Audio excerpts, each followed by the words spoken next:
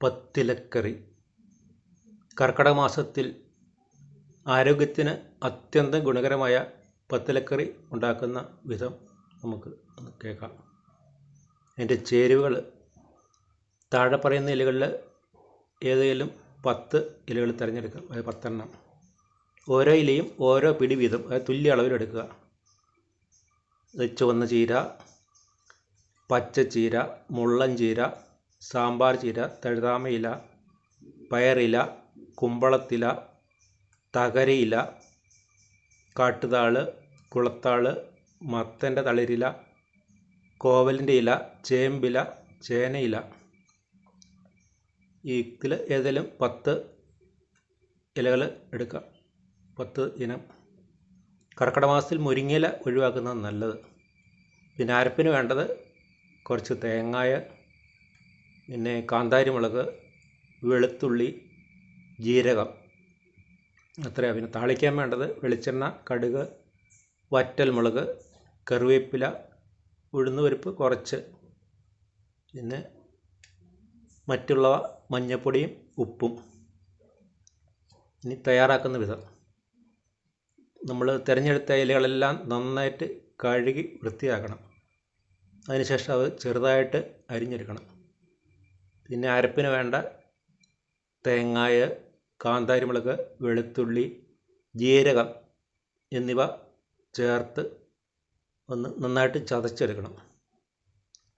അത് കഴിഞ്ഞ് ഒരു ചീനച്ചട്ടിയിൽ വെളിച്ചെണ്ണ ചൂടാക്കി കടുകും വറ്റൽമുളകും കറിവേപ്പിലയും ഉഴുന്നുപരിപ്പ് എന്നിവയിട്ട് മൂപ്പിക്കണം. അതിലേക്ക് അരിഞ്ഞു വച്ചിരിക്കുന്ന ഇലകളും മഞ്ഞൾപ്പൊടിയും ചേർത്ത് നന്നായിട്ട് ഇളക്കണം.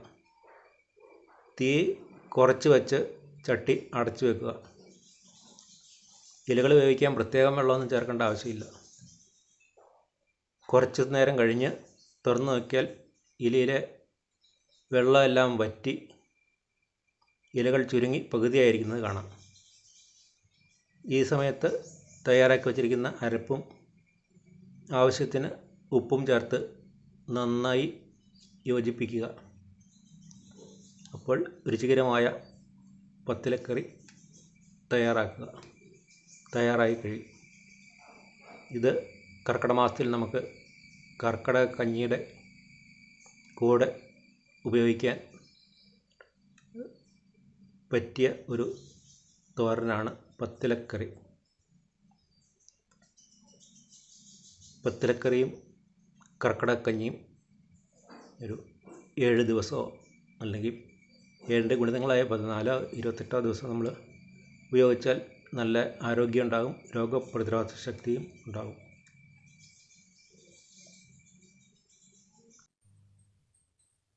കർക്കിടക മാസം പൊതുവെ ആരോഗ്യം കുറഞ്ഞു വരുന്ന കാലാവസ്ഥയാണ്. അപ്പോൾ രോഗപ്രതിരോധ ശക്തി നേടുന്നതിനും ആരോഗ്യം ഉണ്ടാകുന്നതിനും നമുക്ക് കർക്കിടക കഞ്ഞി കുടിക്കുന്നത് വളരെ ഉപകാരപ്രദമായ കാര്യമാണ്. അതിൻ്റെ പ്രധാന ചേരുവകൾ ഞവരയരിയും ചെറുപയറും. അത് അടിസ്ഥാന ധാന്യങ്ങളായിട്ട് ഉപയോഗിക്കും. പിന്നെ സുഗന്ധവ്യഞ്ജനങ്ങളായിട്ട് ഉലുവ, ജീരകം, ഹേമോദകം തുടങ്ങിയവയുണ്ട്. മരുന്നായിട്ട് ചുക്ക്, കുരുമുളക് തുടങ്ങിയവ. പിന്നെ ദശപുഷ്പങ്ങളും മരുന്ന് വേരുകളും ആണ് ഉപയോഗിക്കുന്നത്. ഇത് പഴയകാല പാചക രീതിയിൽ ആണെങ്കിൽ തൊടിയിൽ നിന്നും പറിച്ചെടുക്കുന്ന ഔഷധ ചെടികളുടെ വേരും ഇലയും ചേർത്ത് ആദ്യം കഷായം വെക്കും. എന്നിട്ട് ഈ കഷായത്തിൽ കഴുകി വൃത്തിയാക്കിയ ഞവരയരിയും ചെറുപയറും വേവിക്കും. പാകമായി കഴിയുമ്പോൾ ഉലുവ, ജീരകം, ചുക്ക് എന്നിവ പൊടിച്ച് ചേർക്കും. അത് കഴിഞ്ഞ് ആവശ്യത്തിന് തേങ്ങാപ്പാലോ നെയ്യോ ചേർത്ത് ഇളക്കി വാങ്ങി ഉപയോഗിക്കുകയും ചെയ്യാം. ഇനി കഷായം വെക്കുന്നതാണെങ്കിൽ പഴയ കാലത്തുള്ളവർക്കൊക്കെ അറിയാം, പിന്നെ അറിയാൻ മേലാത്തവർക്ക് പറയാം. അതൊരു 48 ഗ്രാം, ചെറിയ ഒരു പിടി അല്ലെങ്കിൽ ചെറിയ 2 പിടി അല്ലെങ്കിൽ വലിയ ഒരു പിടി ഈ ദശപുഷ്പങ്ങൾ എല്ലാം കൂടെ എടുത്ത് നന്നായിട്ട് കഴുകി, അത് സമൂലം എടുക്കണം, വേരോട് കൂടി, വേരും തണ്ടും ഇലയെല്ലാം കൂടെ എടുത്തിട്ട് നന്നായിട്ട് കഴുകി ചെറുതായിട്ട് അരിയണം. അരിഞ്ഞിട്ട് അത് ഒരു 16 ഗ്ലാസ് വെള്ളം, 16 ഗ്ലാസ് എന്ന് പറയുമ്പോൾ 768 മില്ലി, അത്രയും 16 ഗ്ലാസ് വെള്ളത്തിലിട്ട് ഇത് ഈ ദശപുഷ്പങ്ങൾ എല്ലാം കൂടി പറ്റിച്ച് അത് 8-1 ആക്കണം. അത് 2 ഗ്ലാസ് ആക്കണം. 96 മില്ലി ആക്കണം. 786 മില്ലി ഉള്ളത് 96 മില്ലി ആക്കണം. അതായത് 16 ഗ്ലാസ് ഉള്ളത് 2 ഗ്ലാസ് ആക്കി പറ്റിച്ചെടുക്കണം. എന്നിട്ട് അത് അരിച്ച് എടുക്കാം. അതിലാണ് നമ്മൾ ഈ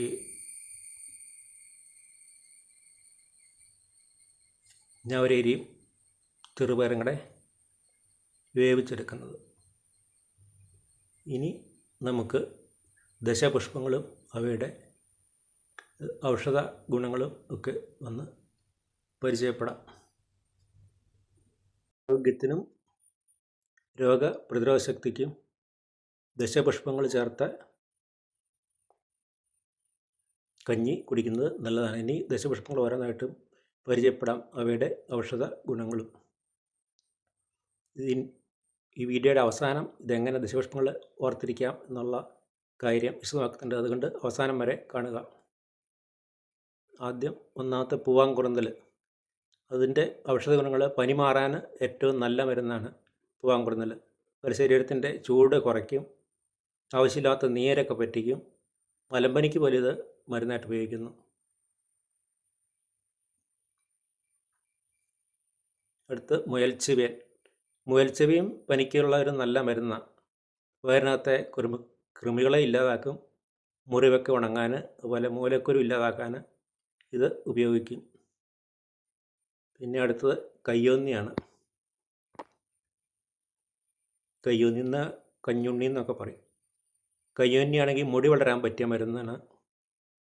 അതുപോലെ തലവേദന, ദഹനക്കേട് എന്നിവയ്ക്ക്, പിന്നെ മഞ്ഞപ്പിത്തത്തിന്, ഇവിടെയൊക്കെ ചികിത്സയ്ക്ക് കയ്യോന്നി ഉപയോഗിക്കും. പിന്നെ വിഷ്ണുക്രാന്തി രക്തശുദ്ധിക്ക് ഉപയോഗിക്കും. മുടി വളരാൻ, താരൻ ഇല്ലാതാക്കാൻ, ലൈംഗിക ശക്തി കൂട്ടാൻ ഒക്കെ വിഷ്ണുക്രാന്തി നല്ലതാണ്. ഇനി കറുക. ഉണങ്ങാനും മൂലക്കുരുവിനും എല്ലാം കറുക നല്ല ഔഷധമാണ്. അപസ്മാര ചികിത്സയ്ക്ക് പോലും ഇത് ഉപയോഗിക്കാറുണ്ട്. നിലപ്പന ഒരു നല്ല ഔഷധ സസ്യമാണ്. ദഹനക്കുറവ് പരിഹരിക്കാൻ, ഒരു സന്ധിവേദന ഇല്ലാതാക്കാൻ ഉപകരിക്കും. പിന്നെ ചെറുള. ഇത് നാട്ടുപുറങ്ങളിലൊക്കെ ധാരാളമായിട്ട് വളരുന്ന ചെടിയാണ്. പ്രമേഹത്തിന് ഒന്നാന്തര ഔഷധമാണ്. അതുപോലെ മൂത്രാശയത്തിലെ കല്ല് ദ്രവിക്കാൻ, അതുപോലെ രക്തസ്രാവം തടയാനൊക്കെ നല്ലതാണ്. പിന്നെ തിരുതാളി. അത് വിഷ്ണുക്രാന്തിയെ പോലെ തന്നെ തിരുതാളിയും ഒരേ സസ്യകുടുംബത്തിൽ പെട്ടതാണ്. അൾസർ ചികിത്സിച്ച് മാറ്റാൻ പറ്റുന്നതാണ് തിരുതാളി. ഇതിൻ്റെ കായും വിത്തൊക്കെ ശ്വാസതടസ്സം മാറ്റാനും കാഴ്ചശക്തി കൂട്ടാനും ഉപയോഗിക്കും. വാതരോഗം മാറ്റാനും കൂടുതലായി ഉപയോഗിക്കും ഒഴിഞ്ഞ. അതുപോലെ ശരീരത്തിന് ദോഷമായ നീര് പറ്റിക്കാൻ ഇതിൻ്റെ കഴിവ് നല്ലതാണ്. മുടി വളരാൻ നല്ലതാണ്. മുക്കുറ്റി. ഈ വെളിമ്പ്രദേശങ്ങളിലും വേലിപ്പടർപ്പുകളിലും പാടവരമ്പത്തൊക്കെ ധാരാളം ഉണ്ടായിരിക്കും മുക്കുറ്റി. പനി, ചുമ, കഫക്കെട്ട് എന്നിവയ്ക്കെല്ലാം ഒന്നാന്തരം മരുന്നാണ്. വ്രണവും മുറിവും ഒക്കെ ഉണങ്ങാനും പറ്റിയതാണ്. അതുപോലെ പ്രസവത്തോടനുബന്ധിച്ചുള്ള ചികിത്സകളിലും മുക്കുറ്റി പ്രധാനമായിട്ടും ഉപയോഗിക്കുന്നു. ഈ 10 സസ്യങ്ങളുടെയും പേരുകൾ പ്രാദേശികമായിട്ട് ചില വ്യത്യാസങ്ങളൊക്കെ ഉണ്ടായിരിക്കും. ഇനി ഇതെല്ലാം ഓർത്തിരിക്കാനുള്ള എളുപ്പം: പനകറുക പൂളയും ചെവിതല ഒഴിഞ്ഞയും ഉണ്ണിയും കൃഷ്ണനും കുറ്റിയും കാളിയും. ഒന്ന് പറഞ്ഞു നോക്കി.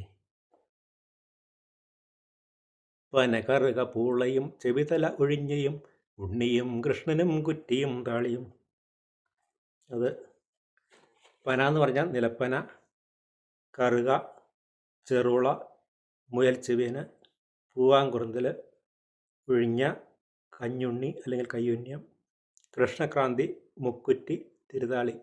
ഇതാണ്, അത് ഓർത്തിരിക്കാനാണ് ഇതിൻ്റെ എല്ലാം ആദ്യത്തെ അക്ഷരം ചേർത്ത്.